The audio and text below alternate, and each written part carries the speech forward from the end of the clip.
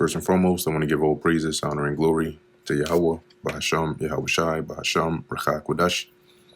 Double honors to the elders and the apostles of Great Millstone, and peace and blessings to the elect. And today we're going to go into the book of John, the 6th chapter. After these things, Yahweh Shai went over the Sea of Galilee, which is the Sea of Tiberias. And that's this sea, this body of water right up here. And you can see that little area, Tiberias, over there. And a great multitude followed him, because they saw his miracles, which he did on them that were diseased. And Yahushua went up into a mountain, and there he sat with his disciples. And the Passover, a feast of the Jews, was nigh. Then, when Yahushua then lifted up his eyes, and saw a great company unto him, he saith unto Philip, Whence shall we buy bread, that these may eat? And here he wasn't actually seriously inquiring about it, but just testing Philip here. So he asked Philip, where, how are we going to be able to buy enough food for all these people here? And this he said to prove him, right, to test Philip, for he himself knew what he would do. So the Lord already knew how he was going to feed them, but he wanted to test Philip. Philip answered him, 200 pennyworth of bread is not sufficient for them, that every one of them may take a little. So he's saying, even if we had 200 pennyworth to buy food, even that still wouldn't be enough to feed them, even if all of them were just to eat a little bit.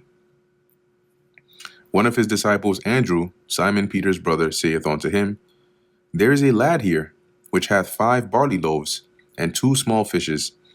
But what are they among so many? So he's saying, we have 5 loaves of bread or barley loaves and 2 small fish, but what can we possibly do with that with so many people here?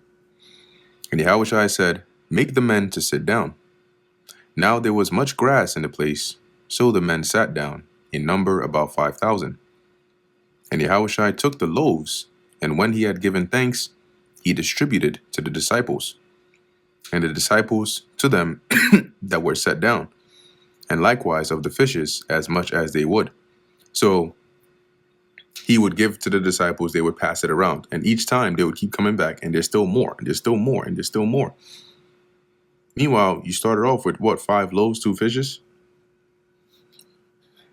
When they were filled, meaning when they were done eating, satisfied, he said unto his disciples, Gather up the fragments that remain, that nothing be lost. So basically gather what's left over, so you don't waste anything.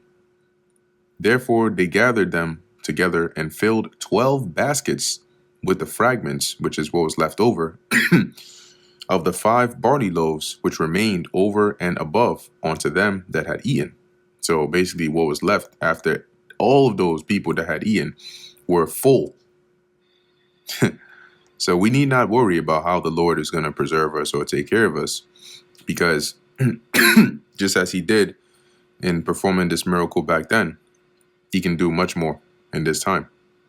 Then those men, when they had seen the miracle that Yahushua did, said, This is of a truth that prophet that should come into the world.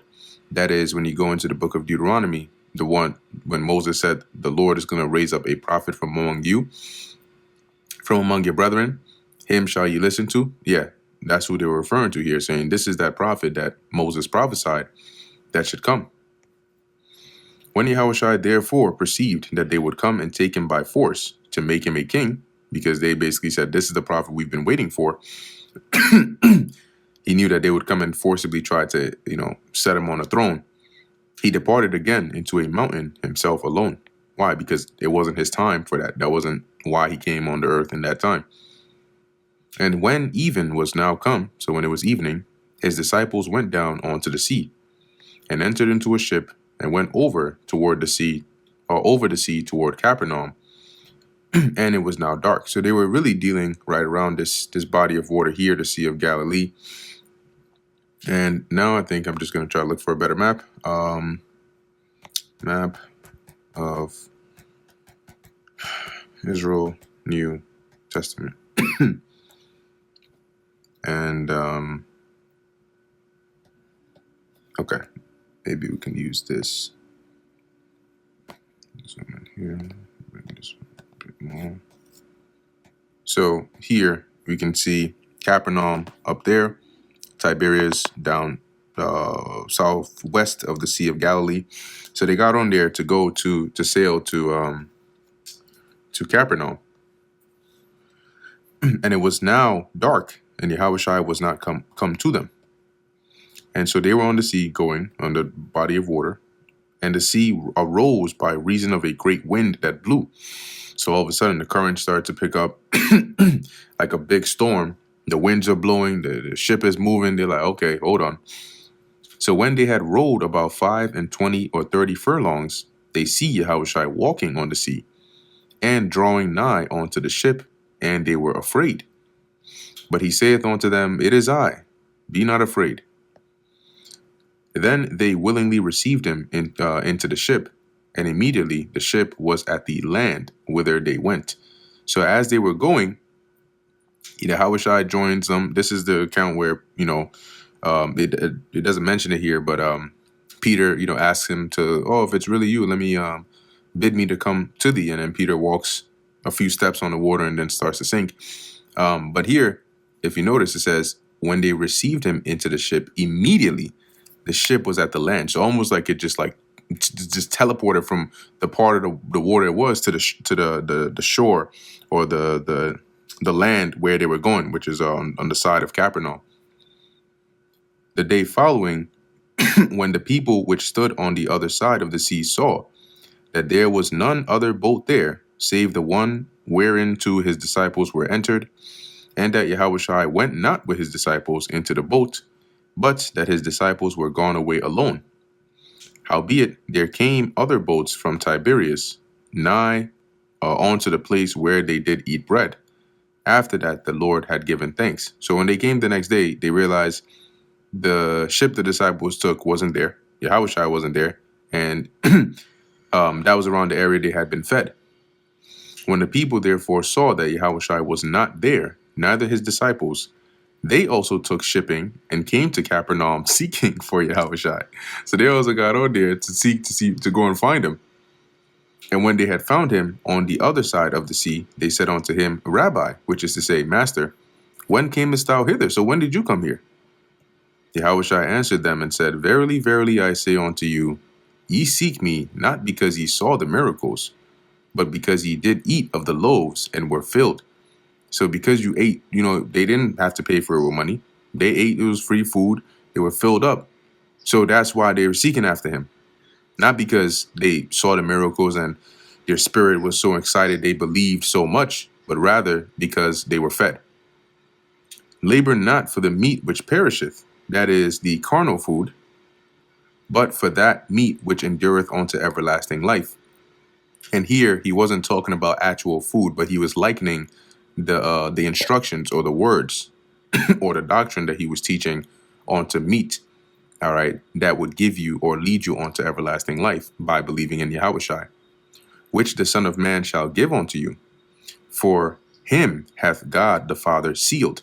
And the word sealed there goes into to authorize or authenticate, or to basically validate as authentic.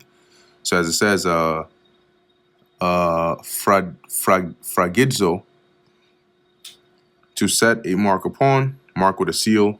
The last definition here, it says to prove one's it says here A, or point 4a, in order to prove, confirm, or attest a thing, to confirm authentic, to place beyond doubt, to prove one's testimony to a person that he is what he professes to be.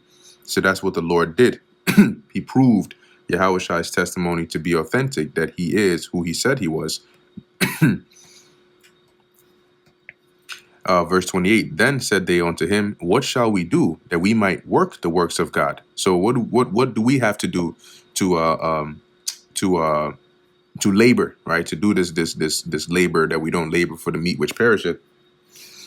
Yahushua answered and said unto them, this is the work of God, that ye believe on him who he hath sent. So the one who the Lord sent was Yahushua. And so he said, you want to know what the work of God is? Believe on me. That's it. Now that comes with actions, right? I have believed, therefore I have spoken. You show your faith by your works. So the main core of working the works of God is to believe Yahweh Shai is the Messiah. And if you do so, you will listen and do the things that he says you should do. They said, therefore, unto him, what sign shewest thou that we may see and believe thee? What dost thou work? See that? So they didn't have the faith to believe off of his words alone. They wanted to see something.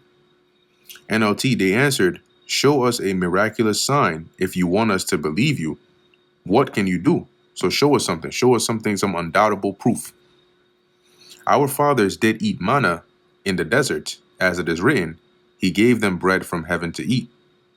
Then Yahushua said unto them, verily, verily, I say unto you, Moses gave you not that bread from heaven. So the bread you had, that manna, was not the actual true bread from heaven. But my Father giveth you the true bread from heaven. And who or what is the true bread from heaven? Yahushua. He is also likened unto the bread of life. And so if you eat of him, which means you believe on him and do as he says, that is likened unto you with your mind eating of the bread of life. For the bread of God is he which cometh down from heaven. Because he was at one point in the heavens with the Lord, but he was sent down, and the means of traversing from the spirit world to the earth was through the conception, right, between Joseph, laying with Mary and having a child. That was his entrance into the world, but he was sent from the spirit world to the earth. Okay. So he is that bread, as it says, which cometh down from heaven and giveth life unto the world. And that life comes by way of believing his words. Then said they unto him, Lord, evermore give us this bread. So give us this bread daily. That's evermore, continually, every day. And Yahushua said unto them, I am the bread of life. He that cometh to me shall never hunger, and he that believeth on me shall never thirst. Right? Because if you if you come to the Lord to take his to follow him and to believe on the things that he says, you're never gonna be, because when you hunger and you thirst, you're lacking, you're seeking, you're desiring, you're in want of something. But when you come and believe on Yahushua, you are not lacking in anything. All right, because you're gonna have that bread of life within you that is constantly gonna nourish you. Right, both in the things that you need. In praying, you will receive, and physically and spiritually. But you'll never have to hunger for the truth or thirst for righteousness anymore, because it would now be within you. But I said unto you that ye also have seen me and believe not. See, so even though you saw me, you didn't believe. All that the Father giveth me shall come to me. And here he's referring to the spirits or the souls of the elect. They are they that the Father has given to Yahushua. They belong to him, so they're going to come to him. They're going to believe on him.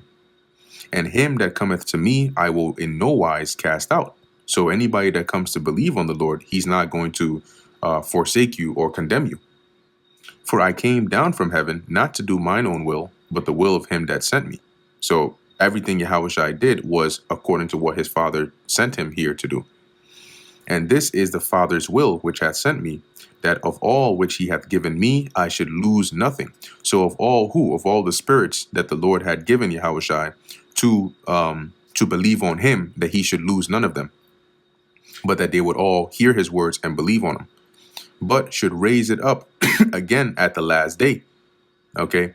And that last day, raising it up, that's the elect being raised up at the last day. Now you have stages of it, right? Where in the last day, those same spirits that were committed onto Yahushua would be raised up first in spirit. The spirit of life would enter into them, and they would stand upon their feet, an exceeding great army. But eventually they would be raised up onto glory and onto life eternal at the return of Yahushua. And that is going to be at the last day. And this is the will of him that sent me, that everyone which seeth the Son and believeth on him may have everlasting life. And I will raise him up at the last day. And that's why he said to his disciples, those of you which have followed me in the regeneration, then you're going to sit on 12 thrones judging the 12 tribes, because that's when you're going to get that life eternal. And that's when you're raised up at the last day. And even for those that have died, believing in Yahushua, they will be resurrected and raised up, okay, to get that eternal life. The Jews then murmured at him because he said, I am the bread which came down from heaven. And they said, and murmuring is like, to talk amongst themselves, but mainly in like disbelief or what the hell is he talking about? Who the hell does he think he is? What do you mean he's a bread from that kind of thing? And they said, is not this Yahushua, the son of Joseph, whose father and mother we know? How is it then that he saith, I came down from heaven? So they're saying, what do you mean you came down from heaven? We literally know your parents. You were born here on earth. You're a man just like the rest of us. What are you talking about? So they didn't they didn't understand what he meant. Yahushua therefore answered and said unto them, murmur not amongst yourselves. No man can come to me except the Father which hath sent me draw him. So he's saying, don't bother murmuring, because it's not for everybody, right? You can't even believe on me if you wanted to. You can only those who the Father hath drawn, has put the Spirit or the gift of faith within, and opened up their eyes and their spirit to believe on me. Those are the only ones that can come to me in belief, in faith, and in sincerity. And I will raise him up at the last day. It is written in the prophets, and they shall be all taught of God. And to be taught of God is a spiritual thing, meaning your spirit is unlocked or opened up to believe. Every man, therefore, that hath heard and hath learned of the Father cometh unto me. See, so those whose spirits the Lord has preordained, has embedded with that spirit of truth, they would come unto Yahushua because they would recognize his spirit. Not that any man hath seen the Father, save he which is of God. He hath seen the Father.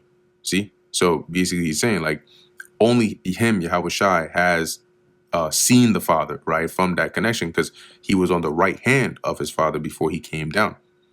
Verily, verily, I say unto you, he that believeth on me hath everlasting life. I am that bread of life. Your fathers did eat manna in the wilderness and are dead. Going to show you that that wasn't the bread of life, because if it was, they'd still be alive. This is the bread which cometh down from heaven, that a man may eat thereof and not die. And he's referring to himself here. And he's not talking about physically eating, but he said this deliberately like that, so it would go over their heads. They weren't meant to receive it. And some of them were meant to be offended at it. That's why he said it in this way. He could have easily said, I'm referring to you believing on my words, but he chose to word it this way. I am, verse 51. So as he says, right, verse 50, that a man may eat thereof and not die. So how do you eat of him? And that's what tripped a lot of them up. They thought he was talking about physically, like cannibalism. That's where they say, oh yeah, this guy's crazy. I am the living bread which came down from heaven. If any man eat of this bread, he shall live forever. And the bread that I will give is my flesh, which I will give for the life of the world. And here he was referring to him sacrificing himself. Okay, not him, becoming actual food for you to eat. So when he says, if any man eat of this bread, once again, that's a dark saying for if you believe on him and you have faith and you listen to his words, you're going to live forever, because you're going to do the things worthy of salvation. And in fact, only those who are predestined for salvation would eat of that bread or would believe on him. The Jews therefore strove amongst themselves, saying, how can this man give us his flesh to eat? Then Yahushua said unto them, verily, verily, I say unto you. So here it went over their heads, right? They're like, what is he talking about? So he says, except ye eat the flesh of the Son of Man and drink his blood, ye shall have no life in you. See, so here once again he said it in a way where it was too much for them to understand. So now they're thinking, oh, he's definitely crazy because he's talking about cannibalism, eating his flesh, drinking his blood.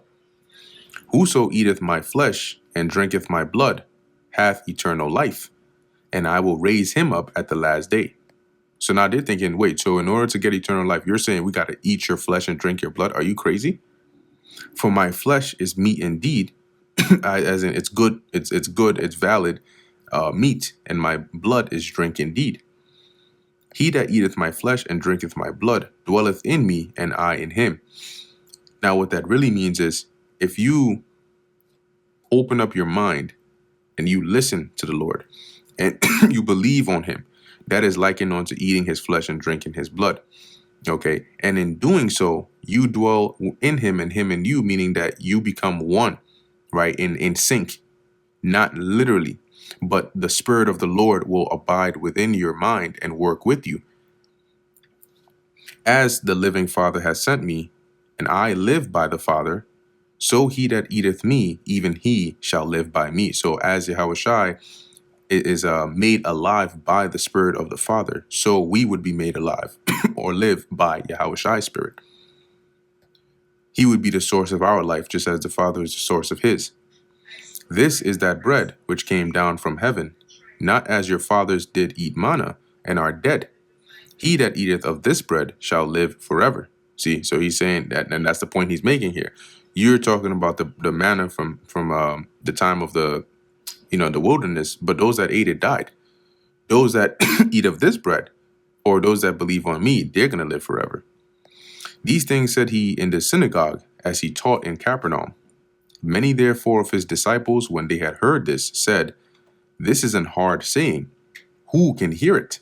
They're like, nah, this is a bit much, When Yahushua knew in himself that his disciples murmured, remember, Yahushua's disciples weren't just 12.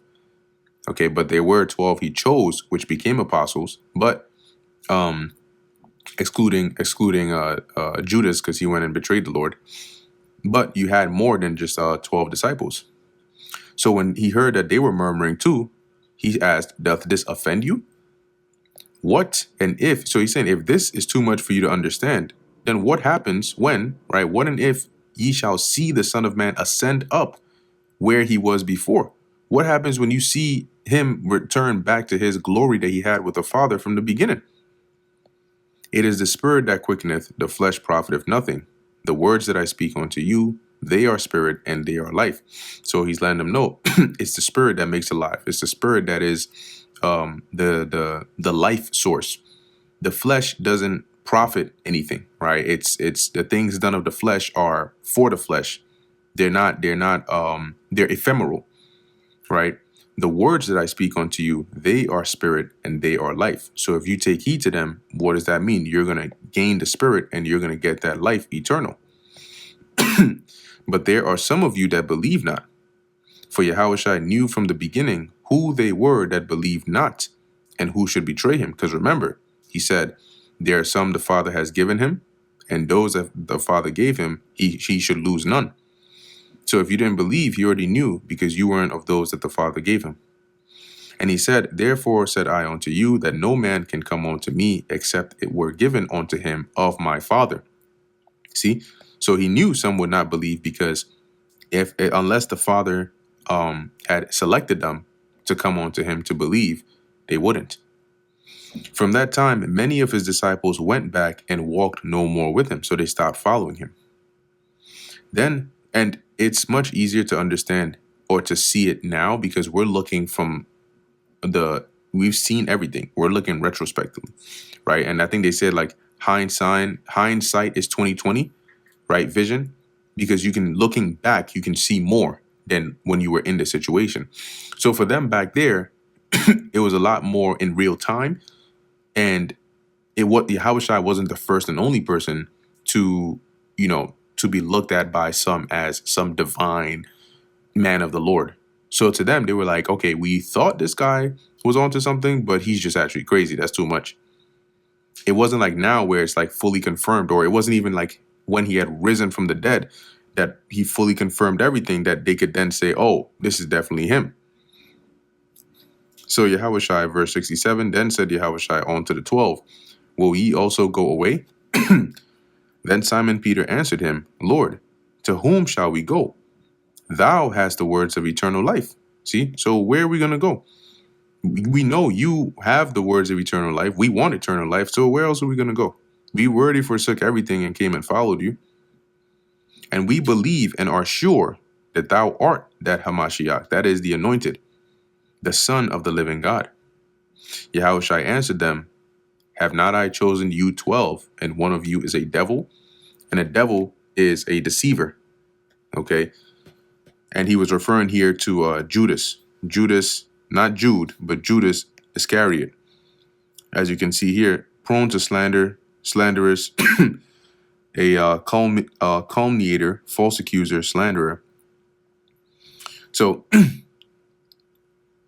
as it says here, a metaphor applied to a man who, by opposing the cause of God, may be said to act the part of the devil or to side with him. Well, in the other Gospels, what did it say? It said that when the time came for Judas to betray Yahushua, it said Satan entered into him. So Yahushua chose Judas because Judas had a role to play, which would be to betray him. He spake of Judas Iscariot, the son of Simon, for he it was that should betray him, being one of the 12. And that brings us to the end of the book of John, the 6th chapter. Lord willing, that was edifying to the elect. In closing, I want to give all praises, honor, and glory to Yahweh, Bahasham, Yahushai, Bahasham, Ruach HaKodesh. And until next time, Shalom.